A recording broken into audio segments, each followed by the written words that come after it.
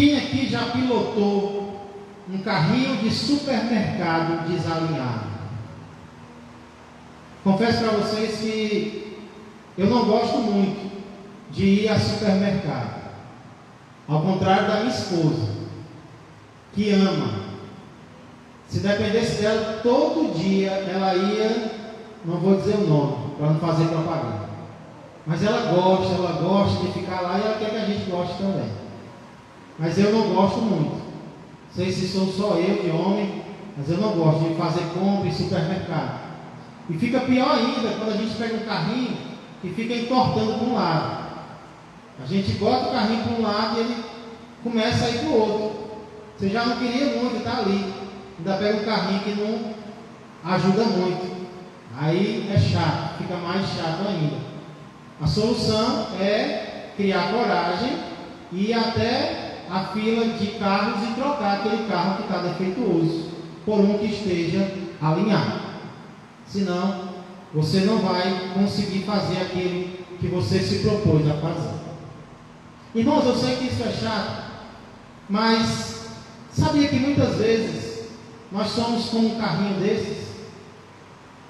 Sabia que muitas vezes nós andamos numa direção contrária, oposta daquela que o nosso dono planejou para nós?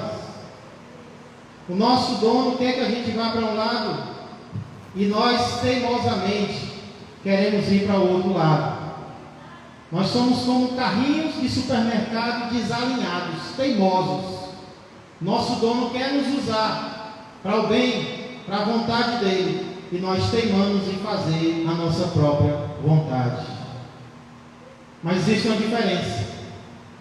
A diferença é que nós, quando vemos um carrinho desse, defeituoso, desalinhado, nós queremos logo substituir por outro. O nosso Jesus não. Ele sabe que nós estamos na direção errada e Ele logo quer nos consertar para que andemos na direção correta. Ele não desiste de nós com a facilidade com que nós desistimos das coisas e das pessoas especiais da nossa vida. E é justamente sobre esse trabalho de realinhar de Jesus que eu quero meditar com você nessa noite.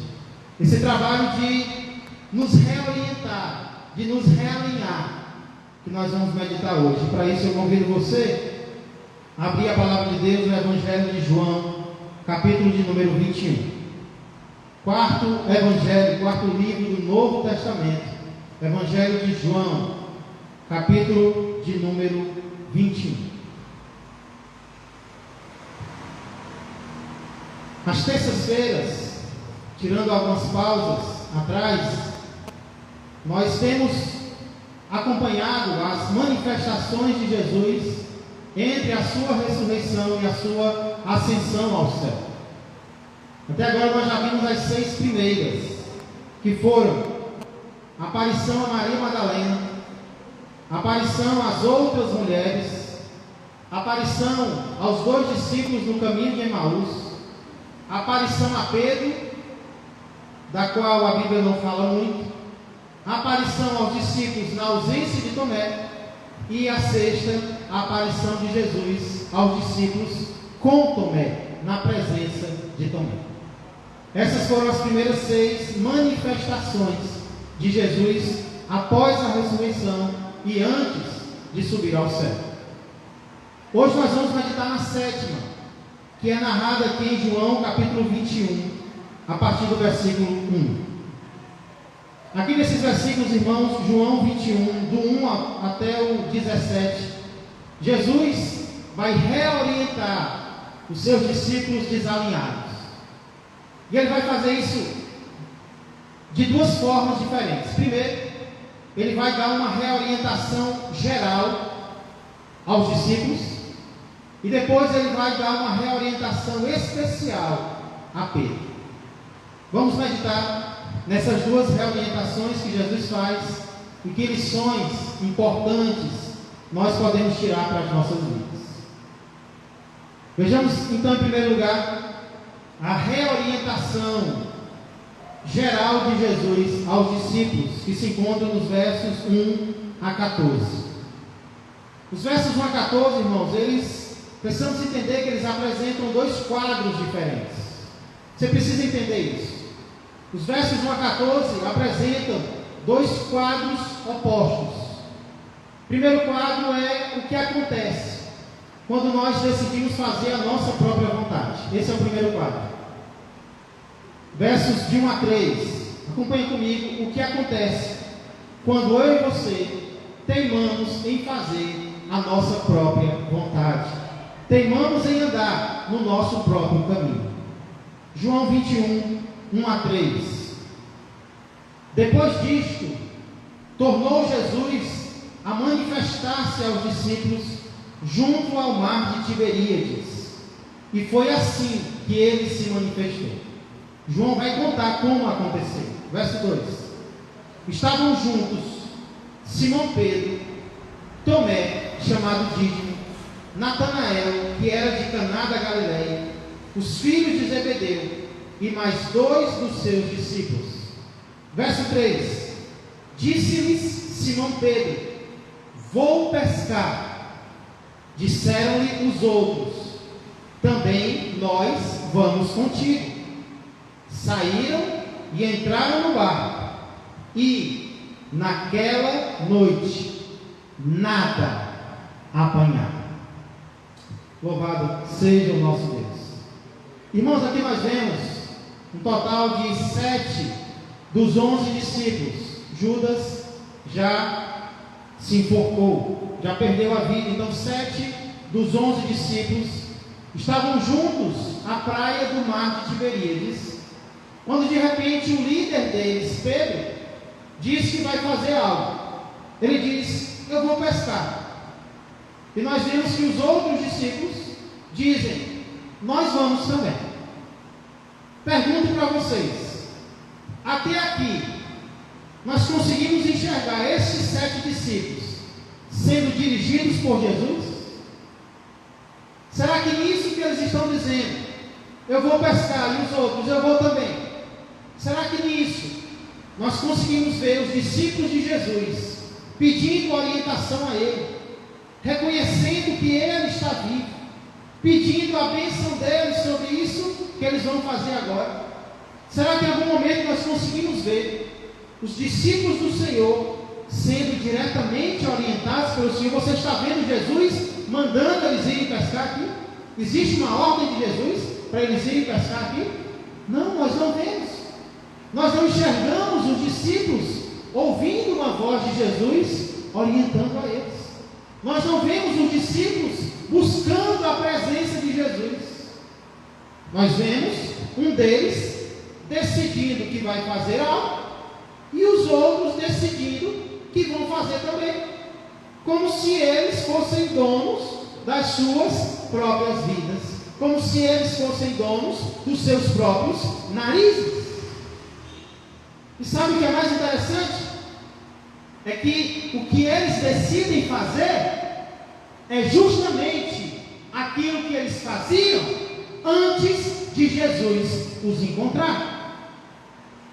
Ou seja, antes de Jesus os chamar para serem pescadores de homens, a maioria dos discípulos eram o quê? Eram pescadores de quê? Pescadores de peixes. Então agora que Jesus não está mais presente fisicamente entre eles, parece que eles estão começando a voltar à velha vida de antes. Porque quando algo difícil acontece, a primeira coisa que muitas vezes nós pensamos é em voltar a sermos aquilo que antes nós éramos. Por favor, não me entenda mal. Eu não estou querendo ser insensível com os discípulos e dizendo que eles não precisavam pescar para comer. Talvez eles estavam precisando. Talvez eles estavam com fome, a barriga estava roncando. Mas o que me chama a atenção é que mesmo que eles estivessem precisando, eles não oram. Eles não pedem a bênção de Deus, o Deus que já havia multiplicado tanto peixe aos olhos deles. Eles esquecem de tudo. Eles simplesmente estão, por assim dizer, aparentemente voltando à sua velha vida. E eu pergunto se talvez, nestes dias, você também não teve essa vontade. Talvez a vontade de viver como antes, ou talvez de sobreviver como antes. Talvez nesses dias mesmo, você pensou se não seria melhor você ser o que você era, você voltar a ser aquela pessoa, você voltar a viver daquele jeito, você voltar a falar como você falava, você voltar a se comportar como você se comportava. Será que não seria melhor? Muitas vezes, esse é um pensamento que vem, e é um pensamento que parece que vai dar certo. Mas qual é o resultado da tentativa dos discípulos de fazerem a sua própria vontade? João é bem claro no final do versículo 3, quando diz: e naquela noite nada apanharam. Eles apanharam, mas não apanharam nada. Eles sofreram. Pescadores experientes, você tem pescador aqui, eu não sei qual é o melhor horário para pescar, mas alguns acham que é à noite. Alguns acham que é à noite, porque é mais fácil de pescar à noite.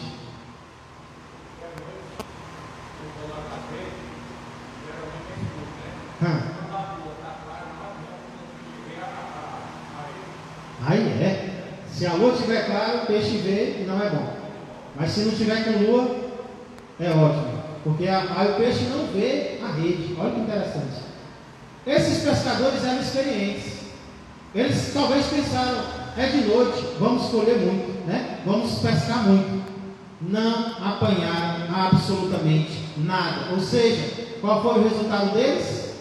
Um completo fracasso. Eles não apanharam absolutamente nada. Ou seja, eles não apanharam nem o que comer. E será que comigo e com você vai ser diferente? Será que comigo e contigo vai ser diferente se nós tentarmos viver a vida sem Jesus? Se nós tentarmos em nossos empreendimentos, em nossos planos, em nossos projetos, agirmos por conta própria, achando que podemos conseguir algo sem Jesus?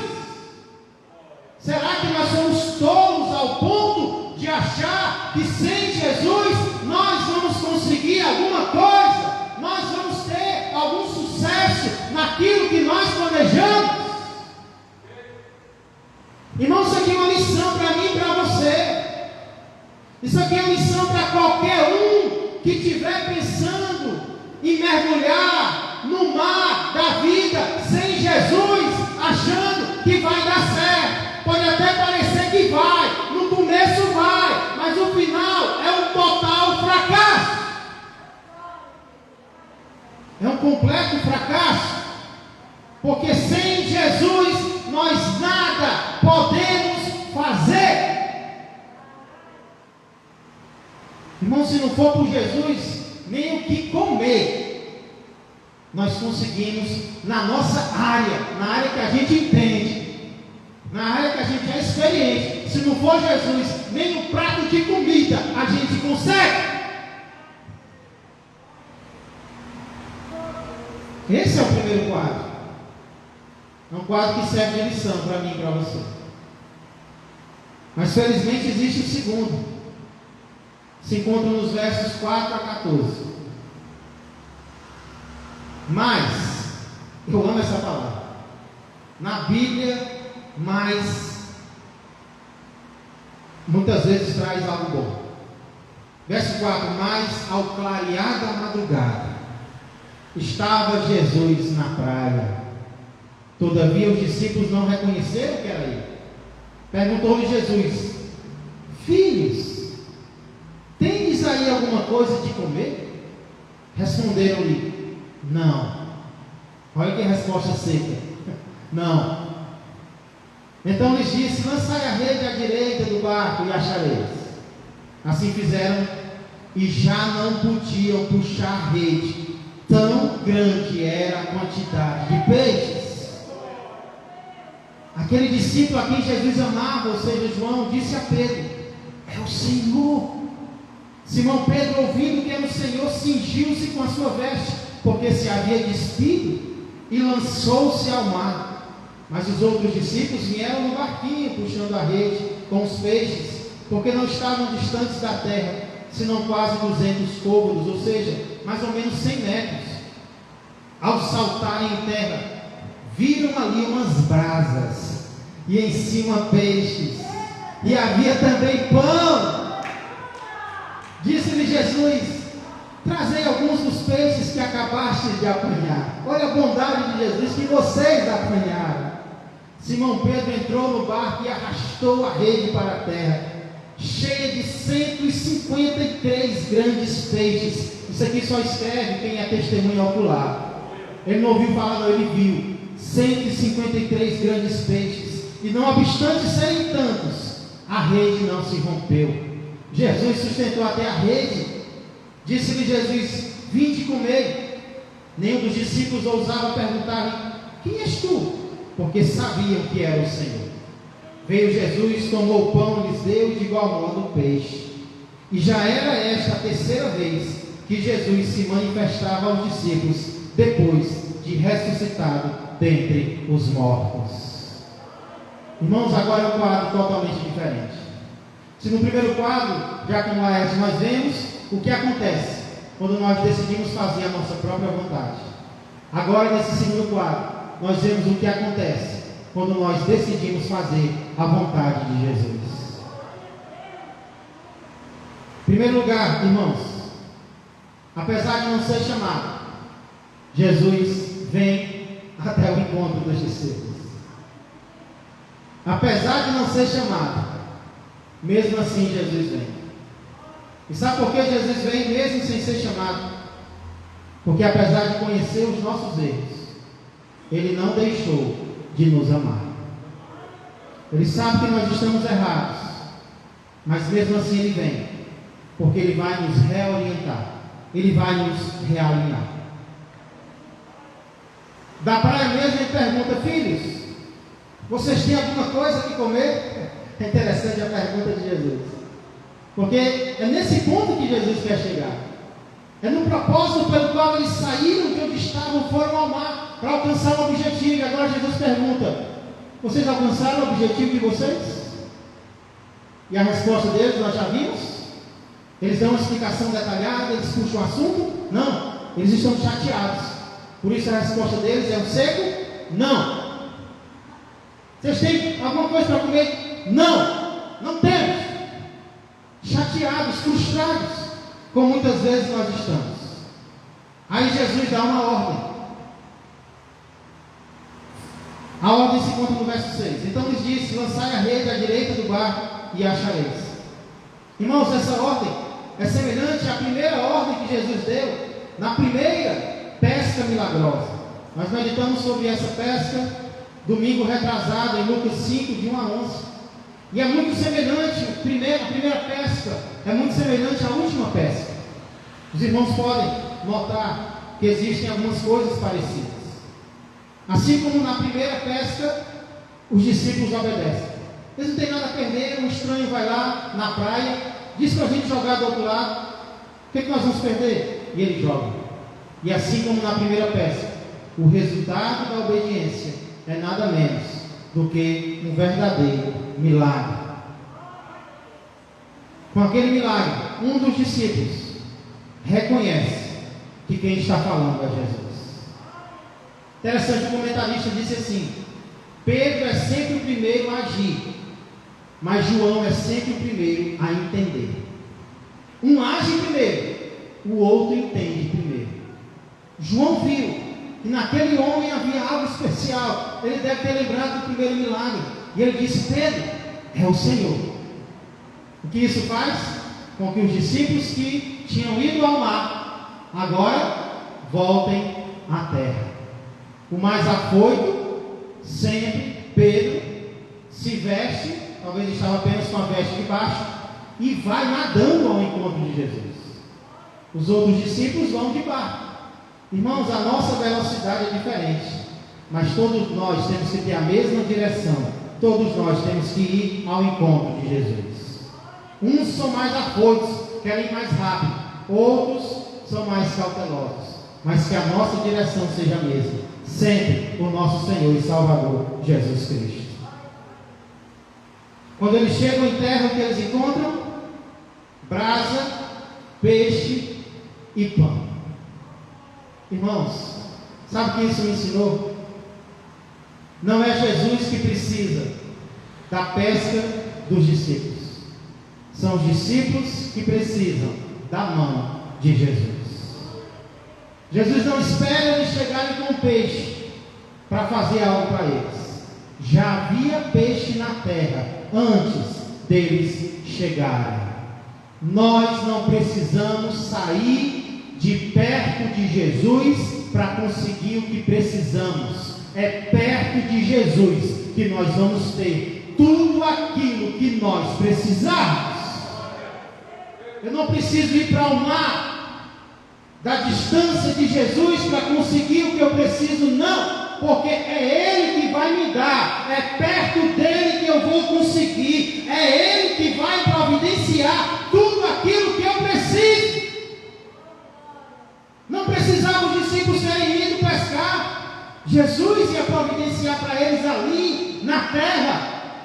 Jesus já não tinha mandado eles deixarem de ser pescadores de peixes para serem pescadores de homens. Agora eles estão voltando e Jesus os traz de volta à terra.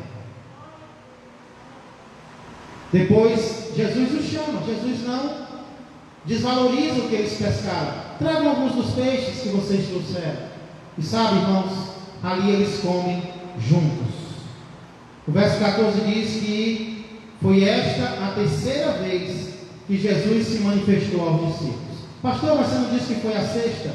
Terceira vez aos discípulos, ao grupo dos discípulos. Primeiro, na ausência de Tomé. Segundo, na presença de Tomé. E agora, a terceira vez.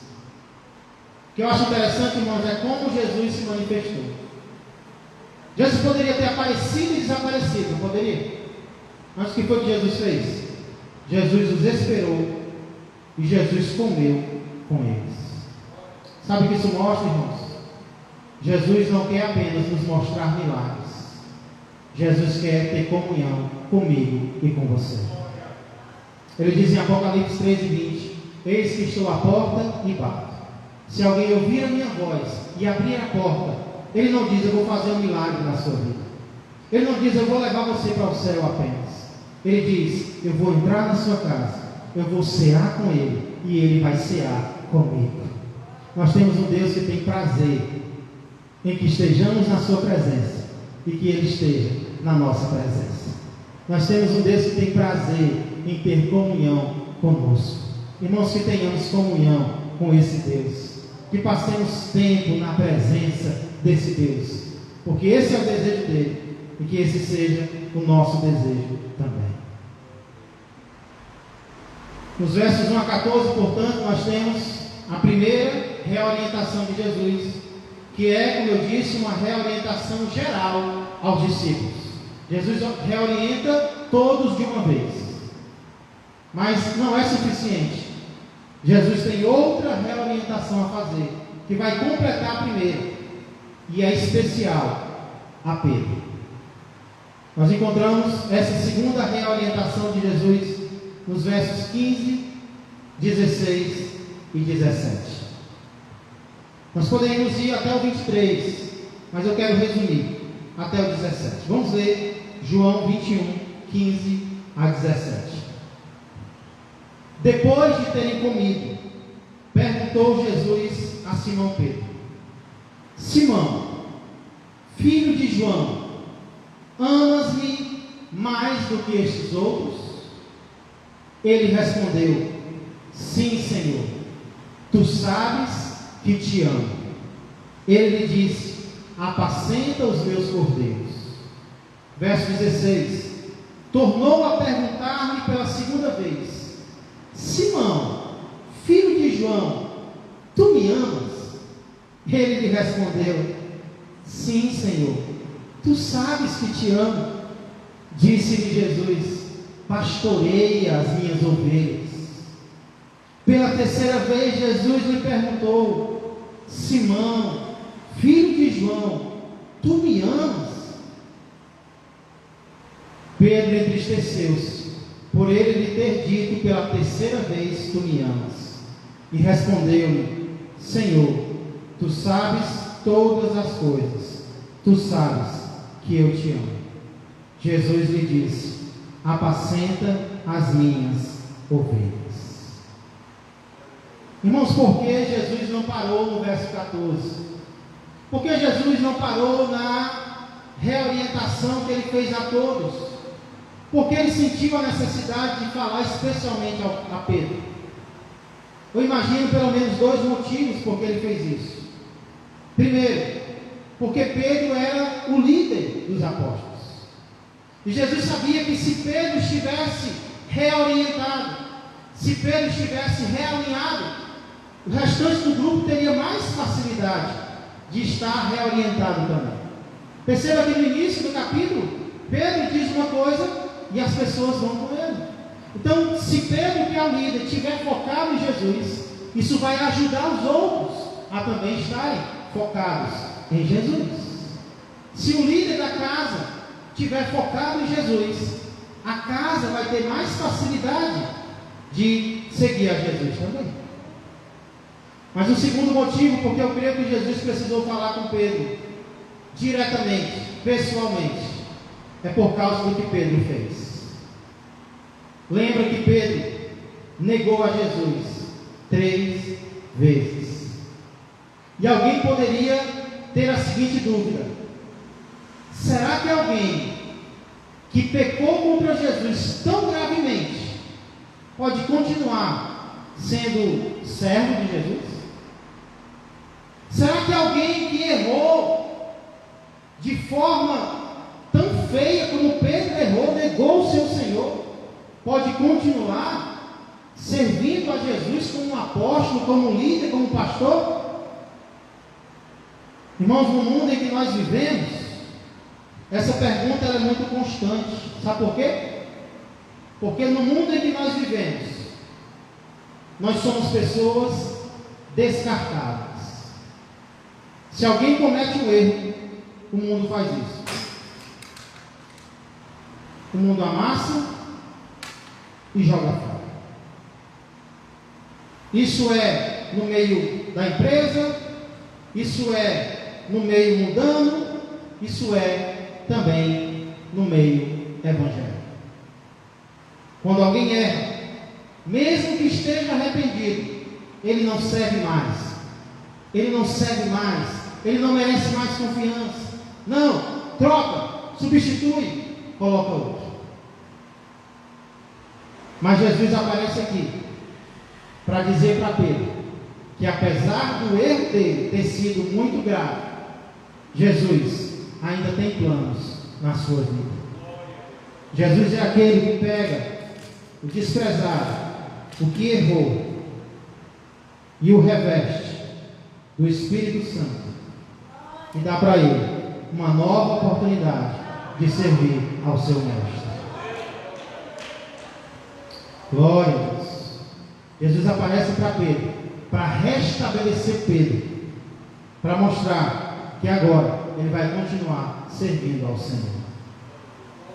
Jesus reintegra Pedro, e eu acho interessante como Jesus faz isso, irmãos.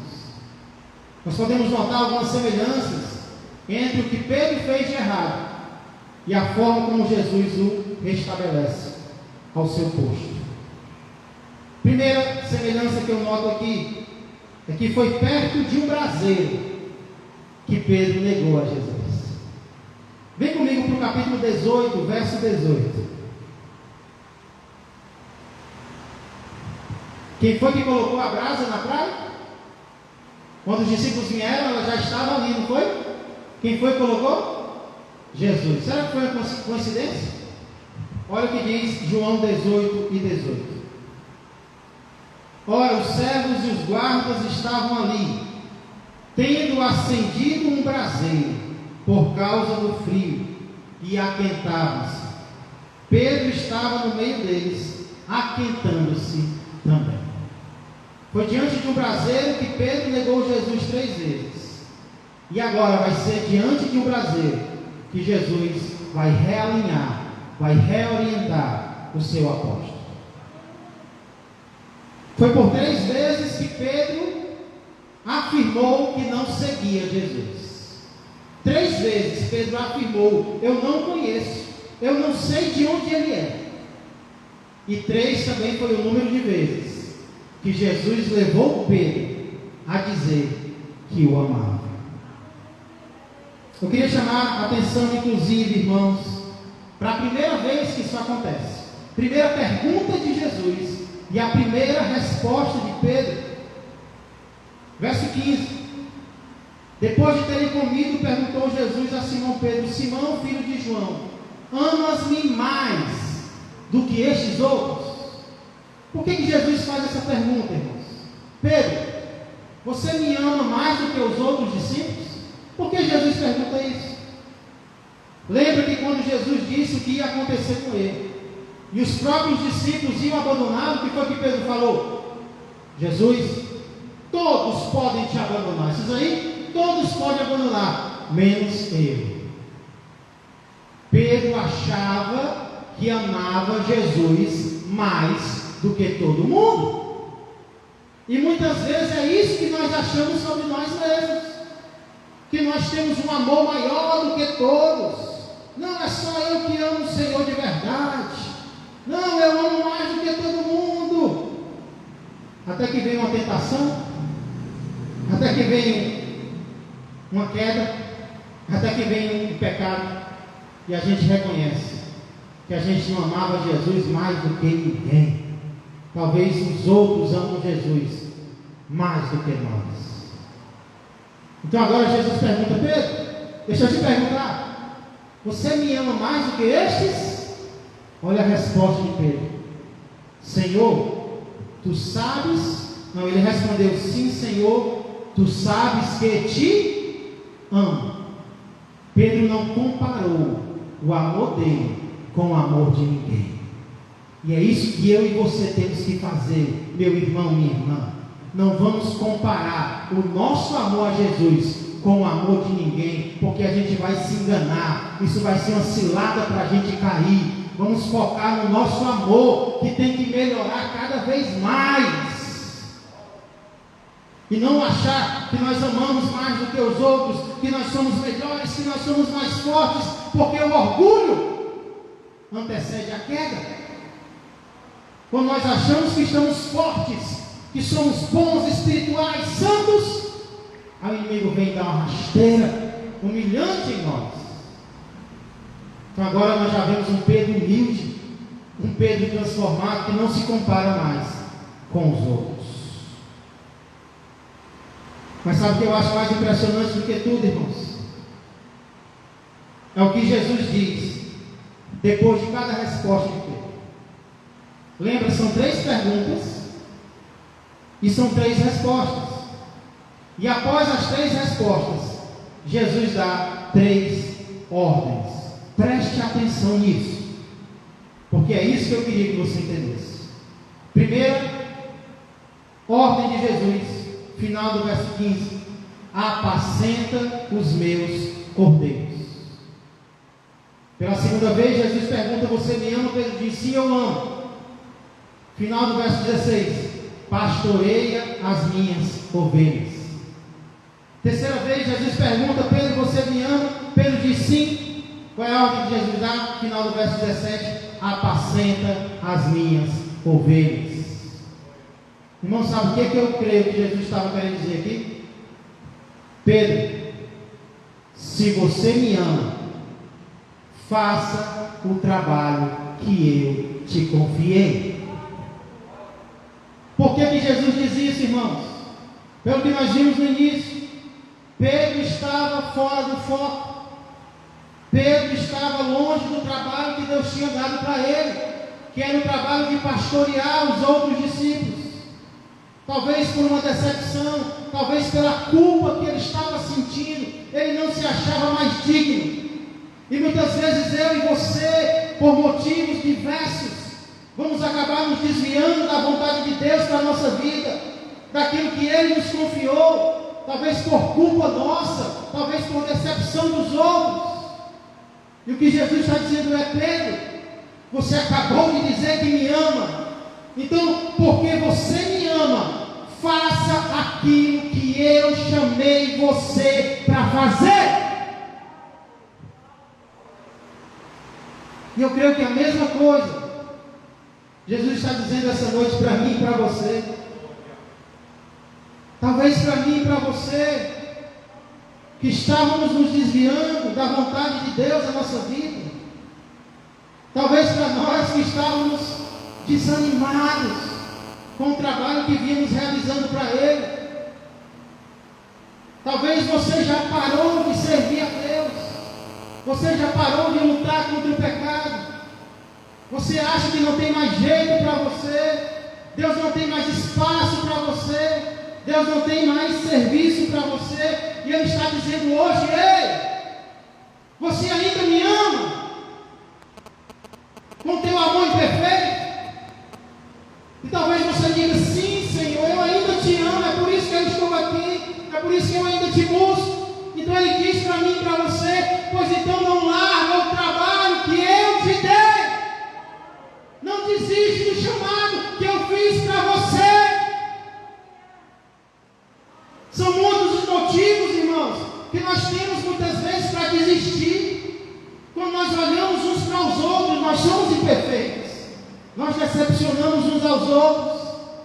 São muitos motivos para desistir. As coisas não funcionam como nós queremos. Às vezes nós obedecemos e ao invés de uma recompensa logo, vem uma aprovação maior, não é verdade? Aí nós pensamos: será que vale a pena?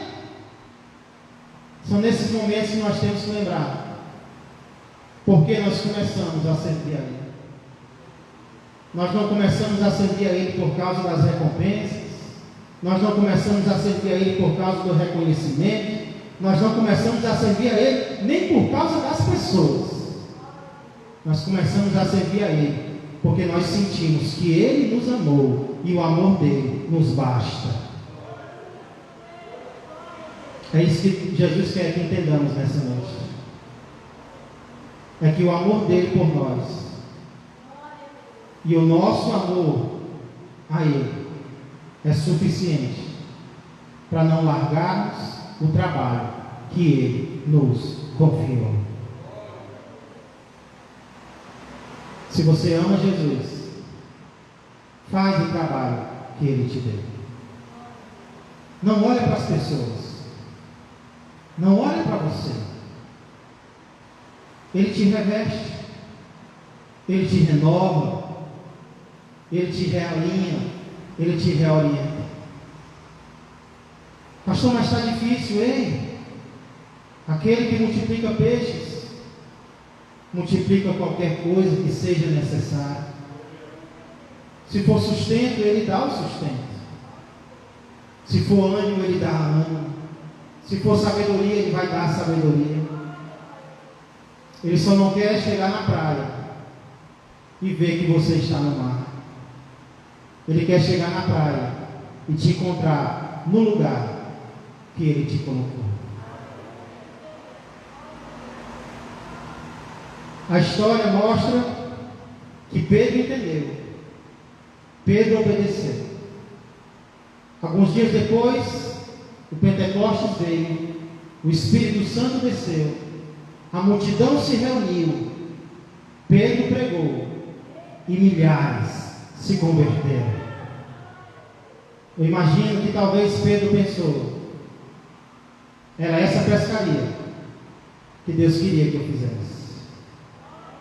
Deus tem uma pescaria para mim e para você. Que resposta você vai dar para Jesus hoje?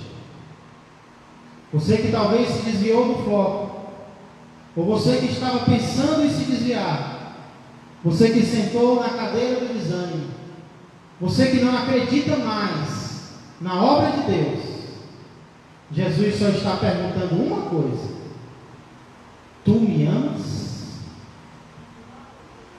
Você me ama? E se a resposta for sim,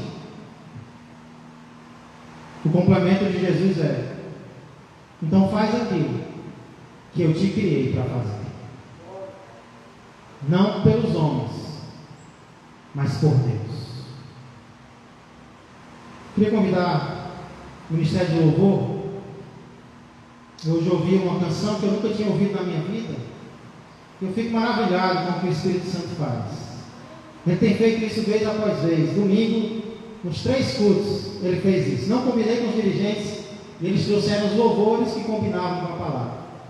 E hoje o Ministério trouxe um louvor que eu creio que combina muito com essa mensagem.